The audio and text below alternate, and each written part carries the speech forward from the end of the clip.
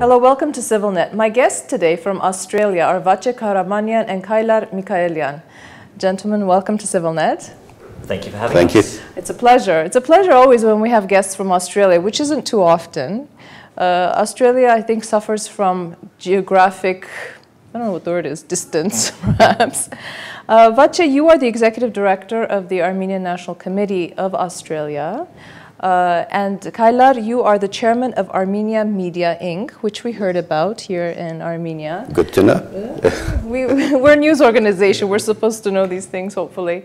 Vache, I want to start with you. Armenian national committees throughout the world have offices in many different countries. They work with power centers, Washington, Brussels, perhaps Moscow. Australia, for Armenians even, having a diaspora, Australia is always somehow outside of our radar. But in the last number of years, the ANC has been very, very active, and you've been making a lot of noise, and you've been bringing delegations to Armenia. Tell me, how is it to work in a country that's so multicultural and be a political lobby group?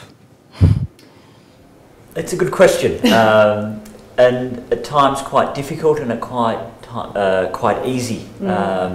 Especially, the demands of the Armenian people aren't your normal demands that most ethnic groups advocate for. We're talking about crimes against humanity, self-determination, a free Armenia, and so forth. And being so far away from Armenia, we have the complex problem of trying to educate people about Armenia itself, let alone its history and problems, and so forth.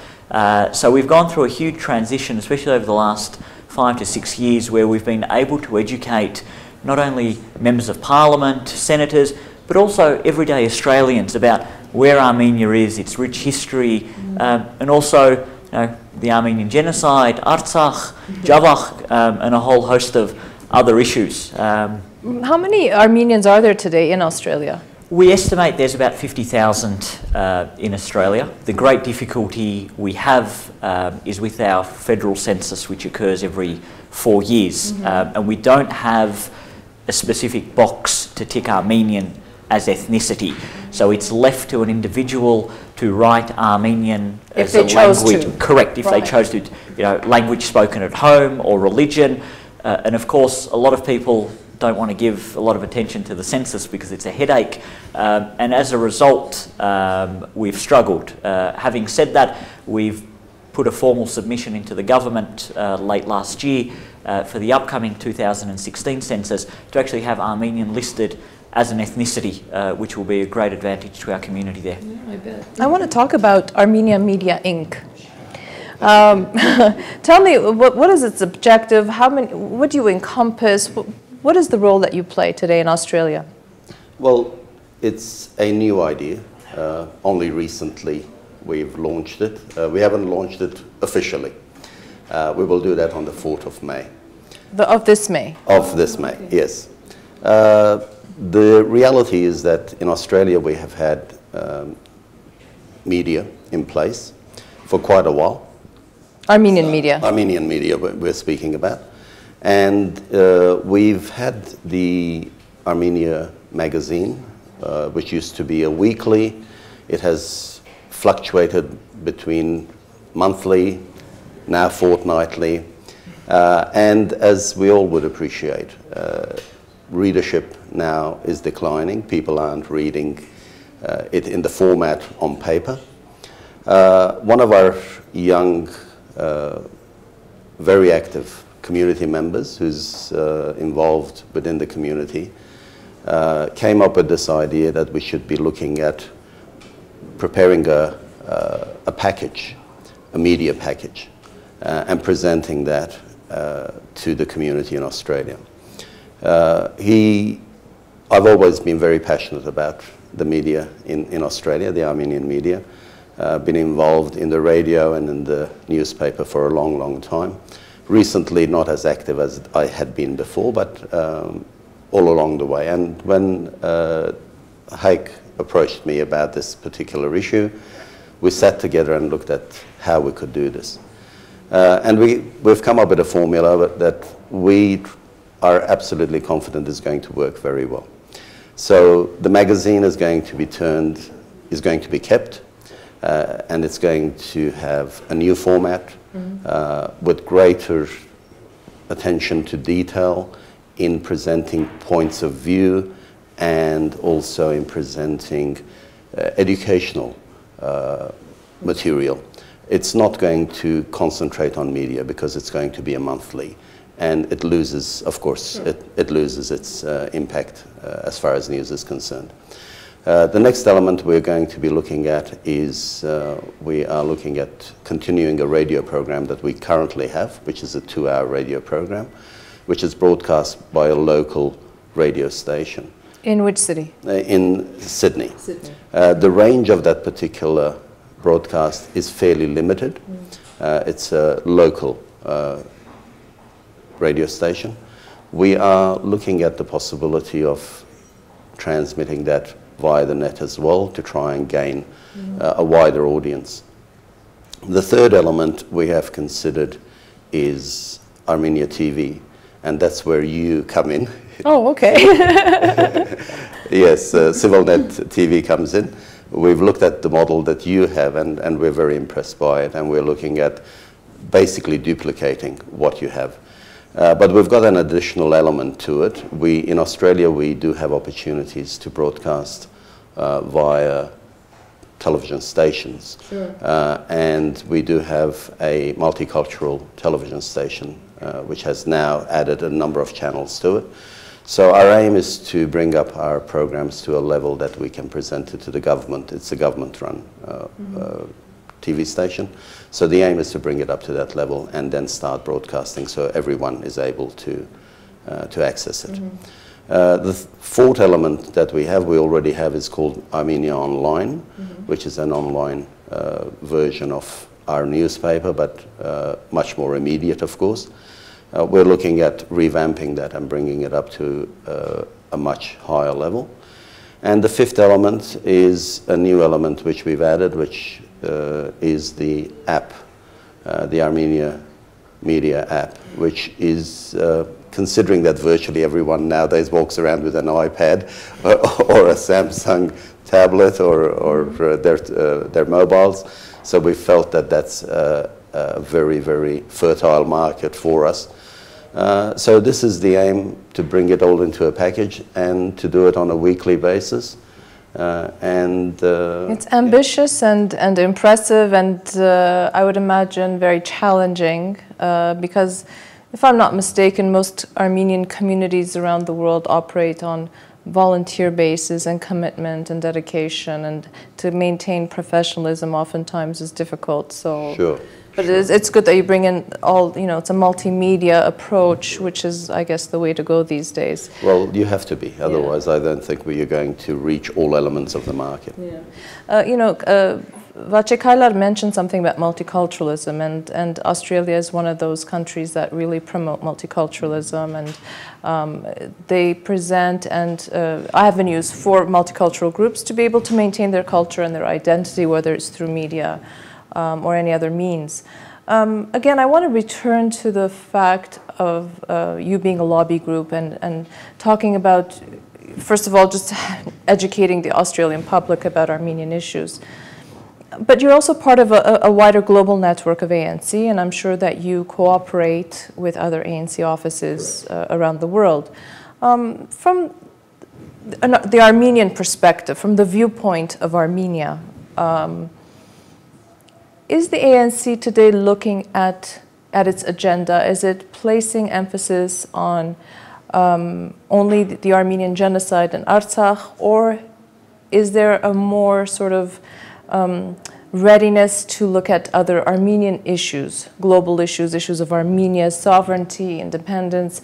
Recently, the ANC in the United States has been taking a firmer stand about domestic issues in Armenia, and I realize that it's not always easy for diasporan organizations to get involved in domestic issues, but are you looking at creating more linkages, more connections with Armenia?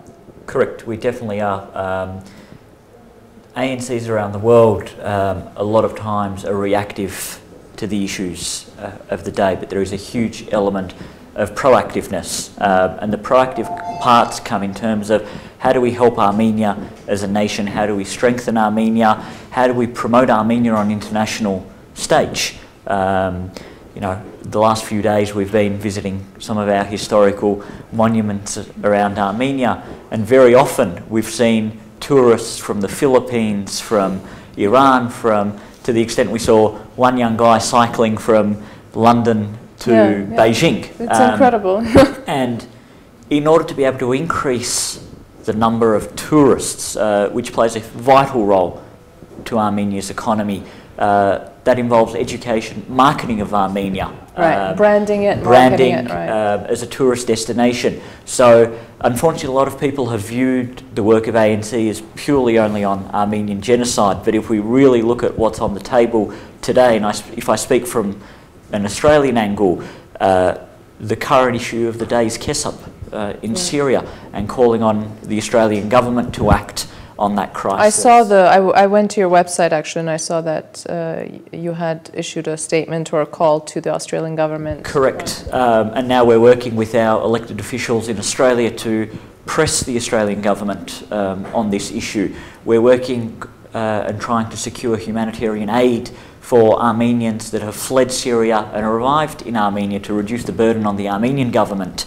We're working on projects in Artsakh in regards to economic development, and although Armenian genocide recognition, the independence of Artsakh are two issues that are the bedstones of our organisation, there are so many other facets that keep our office busy on a daily basis that we wish there was more than 24 hours. And this is a full-time job. This is a full-time professional job that you do to ensure that the agenda, the priorities, the work that you want to do can be done, because this is not something that can be done on a voluntary basis. Correct. Right? And I think that comes to an understanding within the diaspora and our communities, once we reach a certain maturity level, that such work can't continue on a voluntary basis if it's going to be meaningful in the long term. With full credit to our forefathers who gave it all to ensure that we were able to build up ANC and various other community organisations throughout the diaspora to where they are today.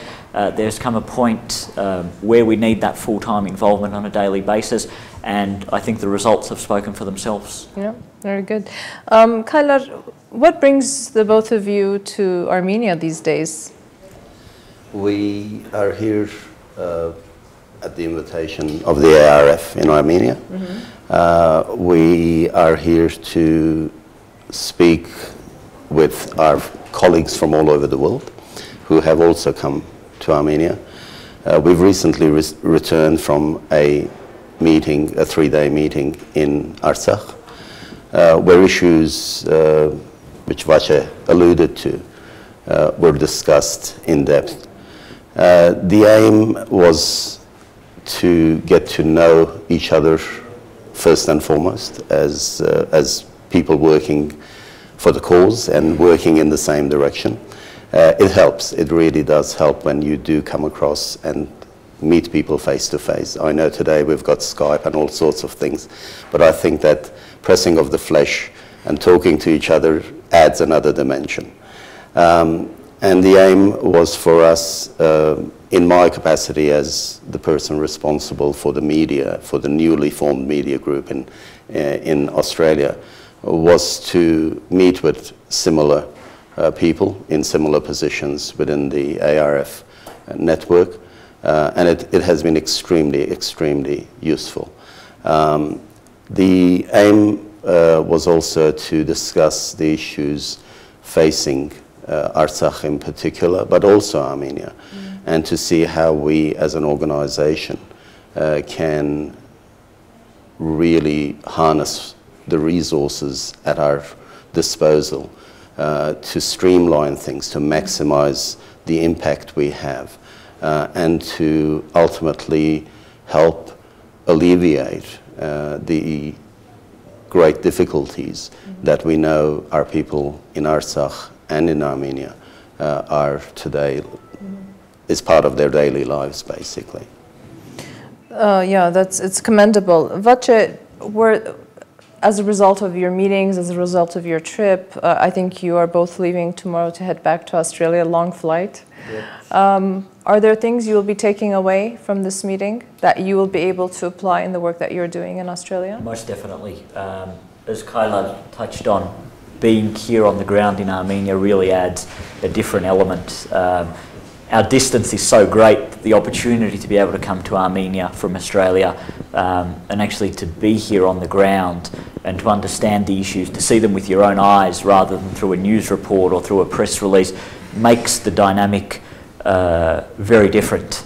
And this has allowed, in particular, myself to be able to return back to the ANC office in Australia and actually start to flesh out concrete plans of what needs to be done, rather than just having concepts and ideas. There's actually tangible elements that we need to focus on and target in our work, and this trip to Armenia and Artsakh has given us that opportunity. Well, I guess that's what it's all about, tangible, focused elements to reach goals for the Armenian people all around the world. I'd like to thank the both of you for taking the time to come and sit with us here at ＳիվիլՆեթ. I wish you a lot of success. I'm sure you have a lot of hard work ahead of you. And we'll be following Armenia Media Inc. in Australia. Thank you. Thank you for the opportunity. And it's been an absolute pleasure being here. Thank you so much. For us too. Thank you. I'd like to remind my viewers that our guests today here at ＳիվիլՆեթ were Vache Kahramanian and Kaylar Michaelian from Australia. Stay with ＳիվիլՆeթ.